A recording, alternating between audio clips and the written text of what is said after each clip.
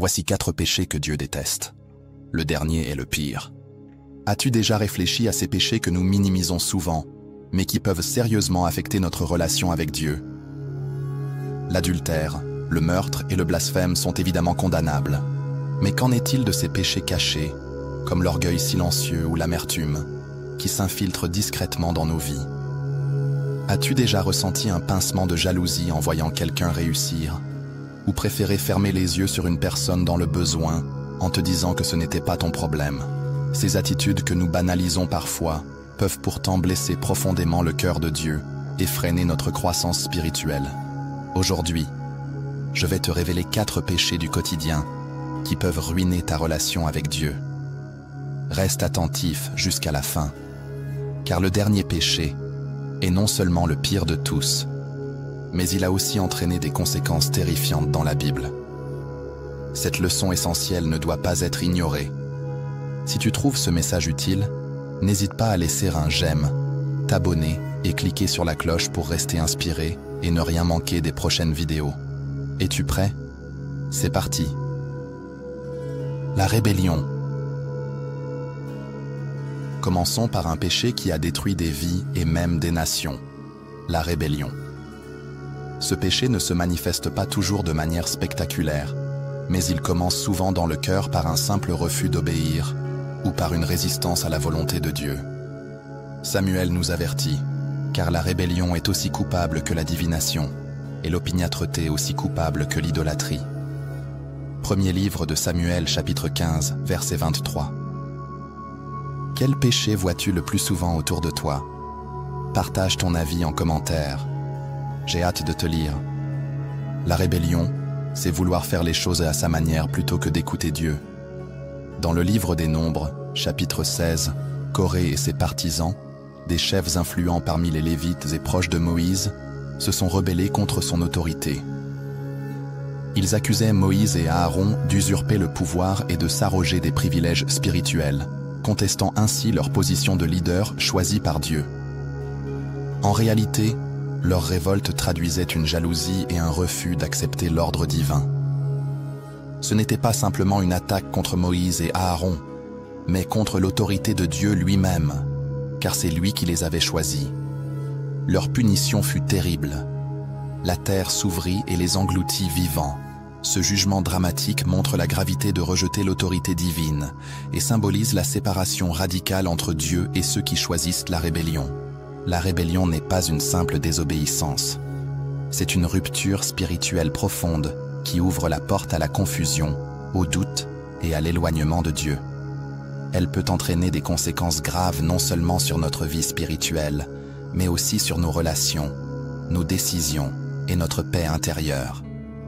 Prenons le temps d'examiner nos cœurs et de nous rapprocher de Dieu. Recherchons sincèrement sa volonté pour nos vies. Abandonnons notre orgueil et laissons-le nous guider vers la vérité et l'obéissance. Souviens-toi, la soumission à Dieu n'est pas une faiblesse. C'est une force qui ouvre la porte à sa bénédiction et à sa protection. L'égoïsme. Parlons maintenant d'un péché qui nous touche tous, l'égoïsme. Pose-toi cette question. Ton cœur est-il vraiment prêt à aimer et à donner sans rien attendre en retour? As-tu déjà ressenti une pointe d'envie ou de frustration en voyant quelqu'un réussir là où tu semblais échouer? Jean nous rappelle.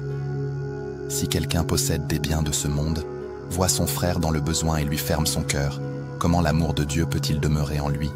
Première épître de Jean chapitre 3, verset 17. Tu es toujours là? Super. Tu montres que tu es sérieux dans ta recherche spirituelle. N'oublie pas de cliquer sur j'aime si ce contenu te parle. Nous vivons dans un monde centré sur l'individualisme. Une étude récente montre que les utilisateurs de réseaux sociaux passent en moyenne plus de 2 heures par jour à publier, aimer et commenter, souvent pour projeter une image idéalisée d'eux-mêmes. Mais combien prennent réellement le temps de regarder autour d'eux et d'écouter ceux qui sont dans le besoin? Jésus nous enseigne une autre voie à travers l'histoire du bon Samaritain, Luc 10. Alors que les religieux ont ignoré l'homme blessé, le Samaritain s'est arrêté pour l'aider. Dieu nous appelle à mettre l'amour en action. Pensons à l'exemple de Dorcas dans les Actes des Apôtres chapitre 9. Une femme connue pour ses bonnes œuvres et sa générosité envers les veuves. Ces actes d'amour étaient si puissants qu'ils ont inspiré toute une communauté et ont même conduit à sa résurrection. Comme Dorcas, tu peux faire la différence en laissant ton amour en action transformer des vies. Cela peut commencer par des gestes simples.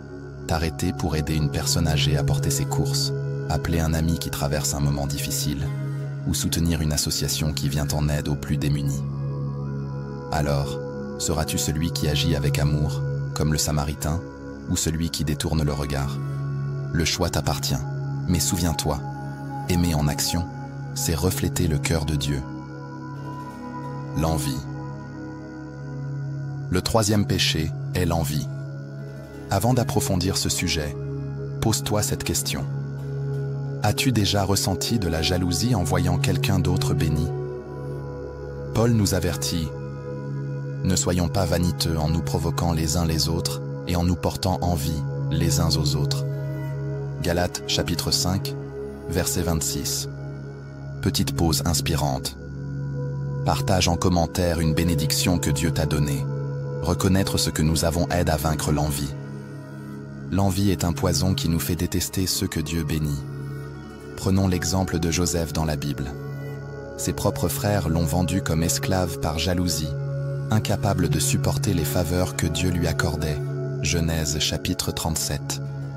Cette histoire montre à quel point l'envie peut pousser à des actions destructrices et briser des relations profondes. Pensons aussi à Saül qui a laissé la jalousie envers David détruire sa vie et son règne. L'envie vole ta paix et t'éloigne de Dieu. Ne laisse pas ce poison prendre racine dans ton cœur. Fais aujourd'hui un exercice de gratitude.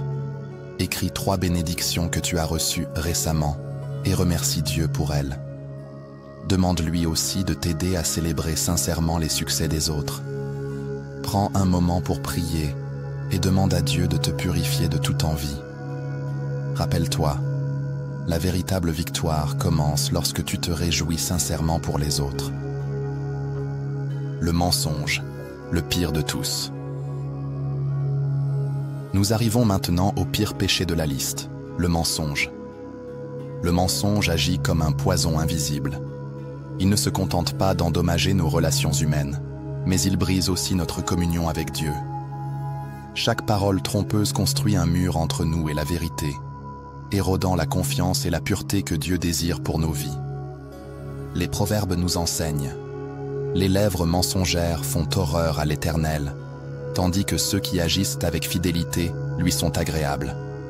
Proverbes chapitre 12, verset 22. Ne pars pas maintenant, car je vais te donner un conseil clé pour surmonter ce péché. Les petits mensonges peuvent sembler inoffensifs, mais regardons ce qui est arrivé à Ananias et Saphira, Actes des Apôtres, chapitre 5. Ce couple avait vendu un terrain et prétendu en donner tout le produit à l'Église. Pourtant, ils ont secrètement gardé une partie pour eux, tout en mentant aux apôtres. Leur mensonge au Saint-Esprit fut si grave qu'ils moururent sur le champ. Cet événement dramatique nous rappelle que Dieu prend très au sérieux l'intégrité et la vérité. Le mensonge est une porte ouverte au diable. Prends un moment pour prier et demande à Dieu de purifier ton cœur. Note dans un carnet les domaines de ta vie où tu luttes avec l'honnêteté et demande-lui de t'aider à surmonter ses faiblesses. Engage-toi à pratiquer la vérité chaque jour, en parole et en action. Rappelle-toi, chaque mot que tu prononces façonne ton avenir spirituel. Choisis la vérité, car avec Dieu, la vérité libère et restaure. Ces 4 péchés courants, la rébellion, l'égoïsme, l'envie et le mensonge, montrent à quel point il est facile de dévier du chemin de Dieu. La rébellion nous coupe de son autorité. L'égoïsme nous enferme dans l'indifférence. L'envie ronge notre paix et le mensonge détruit nos relations. Prends le temps d'examiner ton cœur aujourd'hui.